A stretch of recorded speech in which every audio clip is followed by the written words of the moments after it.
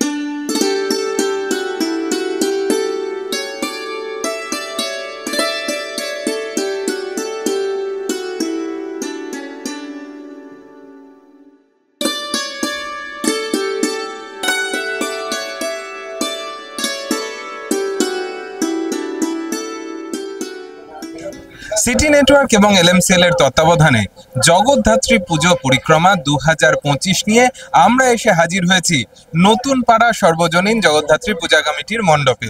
51তম বর্ষের পুজো, প্রথমেই আপনাদের অভিনন্দন। এবছরের একটা বেশ অন্য ধরনের মণ্ডপ করেছেন, বিষয় ভাবনাটা যদি একটু বলেন। আমাদের 51তম বর্ষে এবছরের বিষয় ভাবনা হচ্ছে মনের মানুষ। আর মনের মানুষ বলতেই আমরা বুঝি লালন ফকির। আমরা এবার আমাদের এই ভাবনাটা সম্পূর্ণ লালন ফকিরকেই ট্রিবিউট করতে চাইছি। তার কারণ আছে, হঠাৎ লালন ফকির কেন? বর্তমান আমাদের সমাজে যেভাবে দিনকে দিন আবার নতুন করে একটা সাম্প্রদায়িকতার একটা পরিবেশ তৈরি হচ্ছে, হিন্দু মুসলিম নানান ধর্ম নিয়ে নানান রকম সমস্যার সৃষ্টি হচ্ছে, তারই এগেনস্টে তারই বিপক্ষেই আমরা বার্তা দিতে চাইছি যে লালন ফকিরকে আমরা তুলে ধরে বোঝাতে চাইছি যে লালন ফকিরের যে বক্তব্য ছিল, মানুষের ভিতরে ঈশ্বর মানুষকে সেবা করা মানে ঈশ্বরের সেবা করা। এবং লালন ফকির সব ধর্মের ঊর্ধ্বে গিয়ে ধর্ম নিরপেক্ষতার একটা বার্তা দিতে চেয়েছিলেন। তার প্রতিটা গানে প্রতিটা ভাবে বোঝাতে চেয়েছিলেন যে মানুষের ওপর কিছু নেই, জাতপাত সব কিছু তার ঊর্ধ্বে গিয়ে মানুষকেই সেবা করা এবং মানুষকে ভালোবাসাই হচ্ছে আসল ধর্ম। তো আমরা সেজন্য আমরাও একটা এই প্ল্যাটফর্মটাকে ব্যবহার করে মানুষের কাছে একটা সামাজিক বার্তা দিতে চাইছি যে হিন্দু মুসলিম শিখ বৌদ্ধ খ্রিস্টান কিছুই না, সবার ওপর মানুষ সত্য, তার ওপর নাই। তাই মানুষ একসাথে মিলেমিশে একসাথে থাকুক, সেটাই আমরা এই বার্তা সমাজের কাছে তুলে ধরতে চাইছি। তার জন্য এবছর আমরা মনের মানুষের কাছে পরিবেশন করছি। জলের ওপর পানি না পানির ওপর জল, অর্থাৎ যে নামেই ডাকুক না কেন, বিষয়টা কিন্তু সেই তৃষ্ণা নিবারণ। এই কথাই তুলে ধরছেন নতুন পাড়া সার্বজনীন। আজ পঞ্চমী, এই যে আয়োজন আপনারা সম্পূর্ণ করে উঠতে পেরেছেন, দেখতেই পাচ্ছি মণ্ডপ ভীষণ সুন্দর দেখাচ্ছে। মানুষজন, তাদের ভিড়টা কেমন দেখছেন? পঞ্চমী আজকে রোববার বলে অ্যাকচুয়ালি আমাদের মানে এক্সপেকটেশন ছিল না যে পঞ্চমীতে এই পরিমাণ মানুষ আসবে। বিকেল থেকে মানুষের ঢল নেমে পড়েছে। আমরা খুব ভালো লাগছে যে মানুষ আমাদের মণ্ডপ পরিদর্শন করতে আসছে এবং আপনাদের চ্যানেলের মাধ্যমে প্রতিটি মানুষের কাছে আহ্বান জানায় আসুন। আর আরেকটা বিষয়বস্তু হচ্ছে চন্দননগর বুকে যে নানান রকম সেকেন্ড হ্যান্ড প্যান্ডেল হয়ে আসছে, এই বছর কিন্তু আমরা এই চিন্তাভাবনাটাকে ভেঙে এক স্বনামধন্য শিল্পী কলকাতারই কাজ করেন তিনি শঙ্করপাল মহাশয়ের সাথে আমরা যোগাযোগ করি এবং সম্পূর্ণ নতুন মণ্ডপ সজ্জা এখানে মানুষের কাছে তুলে ধরেছি এবছর। এই প্রচেষ্টাটা আমরা এবছর করেছি। অর্থাৎ যারা আসছেন তারা চোখে দেখতেই পাচ্ছেন একটা সম্পূর্ণ নতুন ভাবনার মণ্ডপ নতুন করে নতুন পাড়া গড়ে তুলেছে। আর যারা আসতে পারছেন না তারা চোখ রাখুন আমাদের এই সম্প্রচারে, কারণ দেখতে থাকুন একের পর এক প্রতিমা মণ্ডপ সমস্ত কিছু দেখাবো আপনাদের। দেখতে থাকুন পূজা পরিক্রমা 2025।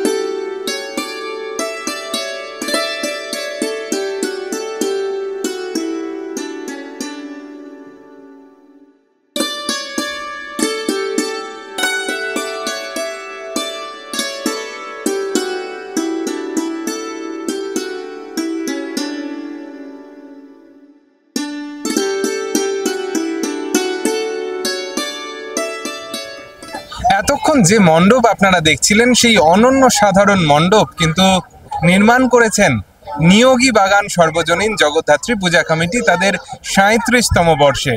এত সুন্দর মণ্ডপ মানুষ দেখে নিশ্চয়ই ভালো বলছেন। মণ্ডপের বিষয় ভাবনাটা কি? এবার আমরা ৩৭ বছরে পা দিয়েছি এবং ৩৭ বছরে আপনারা আমাদের এখানে এসে উপস্থিত হয়েছেন সিটি কেবল চ্যানেলের মাধ্যমে। আমরা ধন্যবাদ জানাই প্রথম আপনাদের।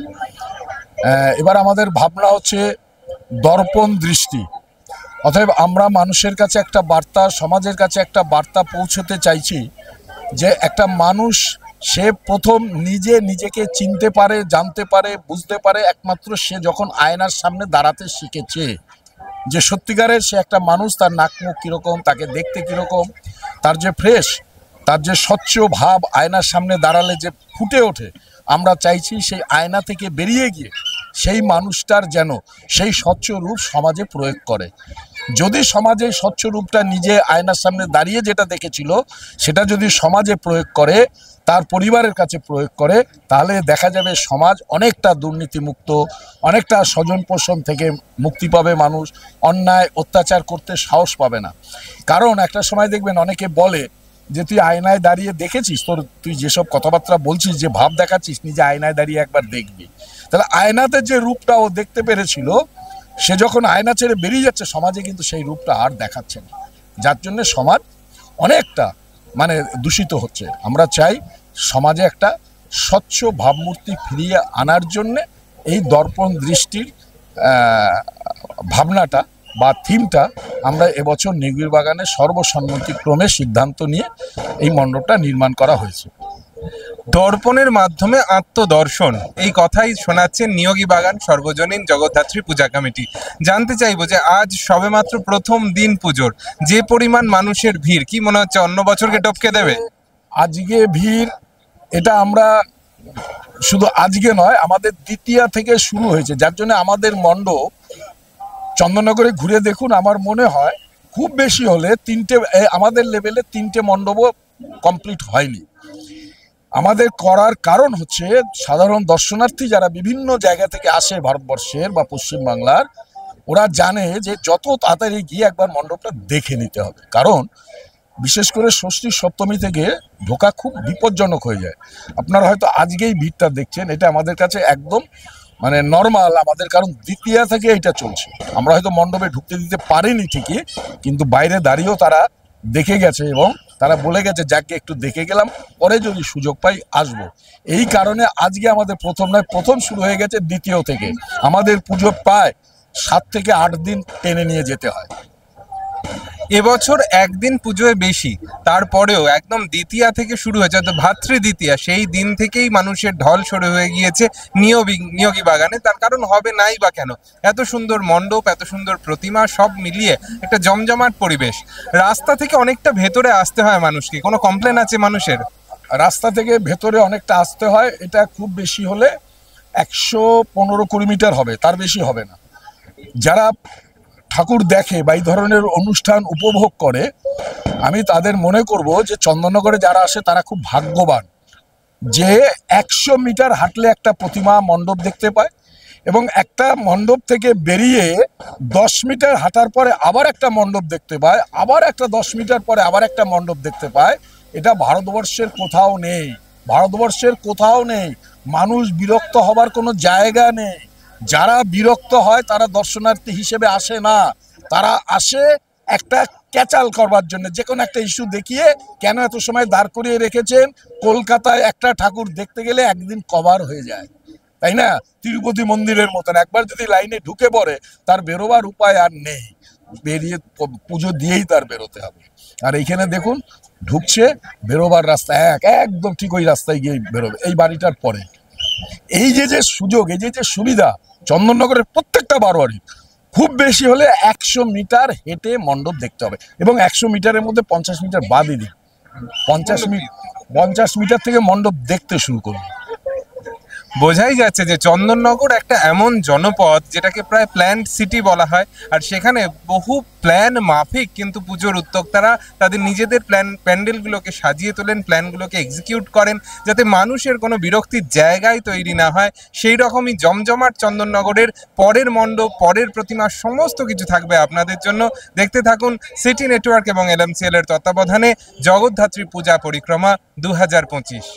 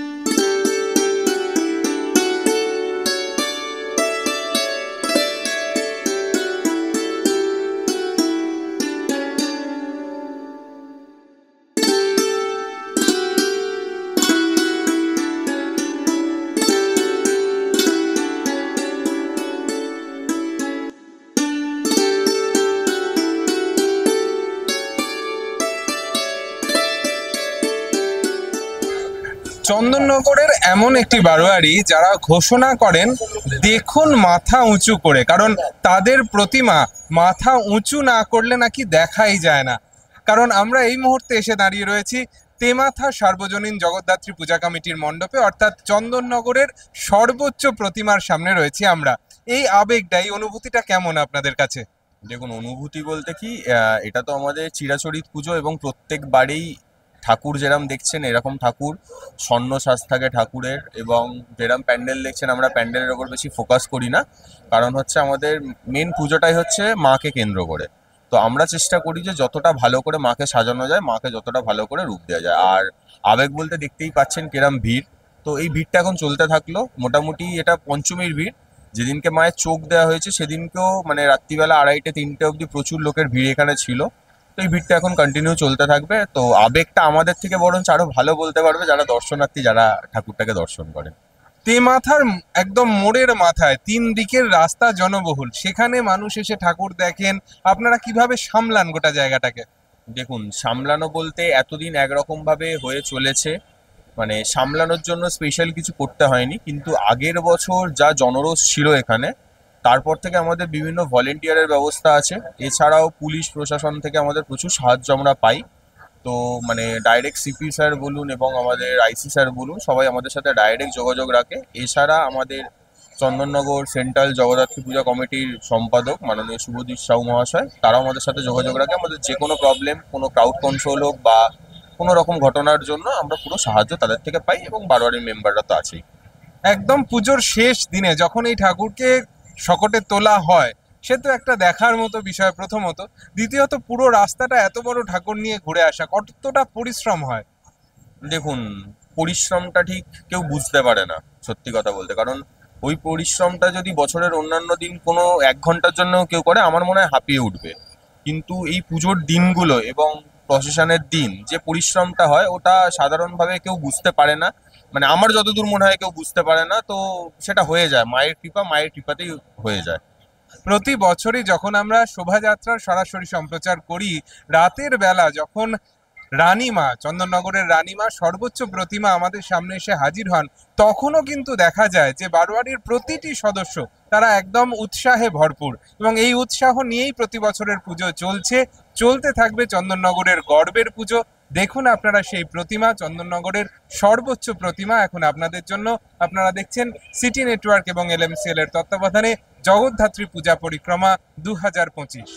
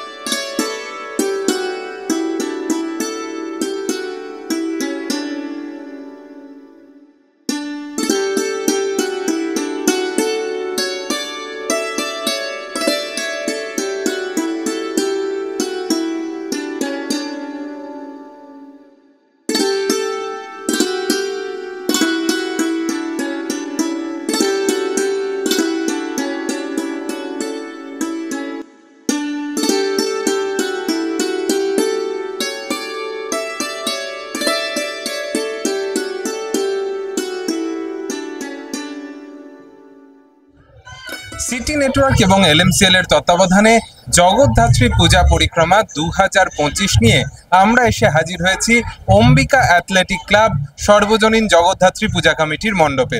প্রথমেই এত সুন্দর মণ্ডপ নির্মাণ করার জন্য আপনাদের অভিনন্দন। জানতে চাইবো এই বিষয় ভাবনাটা কেন বা কি? এই বিষয়ের মূল ভাবনা হচ্ছে বর্তমান জগতে যেভাবে পশুপক্ষীর উপর অত্যাচার করে মানুষ তাদের বসবাসকে বিচ্ছিন্ন করে দিচ্ছে, তার প্রতিবাদ করাই মূলত উদ্দেশ্য। আমরা প্রতি বছরই এইভাবে একটা করে সামাজিক বার্তা দিতে চাই, উৎসবের মধ্য দিয়েও একটা সামাজিক বার্তা মানুষের প্রতি। ধরুন 33 লক্ষ জীবজন্তুর ভেতর মানুষ হচ্ছে শ্রেষ্ঠ। ভগবান সৃষ্টি করেছে মানুষকে, সেই মানুষই আজকে সেই জগৎকে শেষ করার দিকে লক্ষ্যে এগিয়ে যাচ্ছে।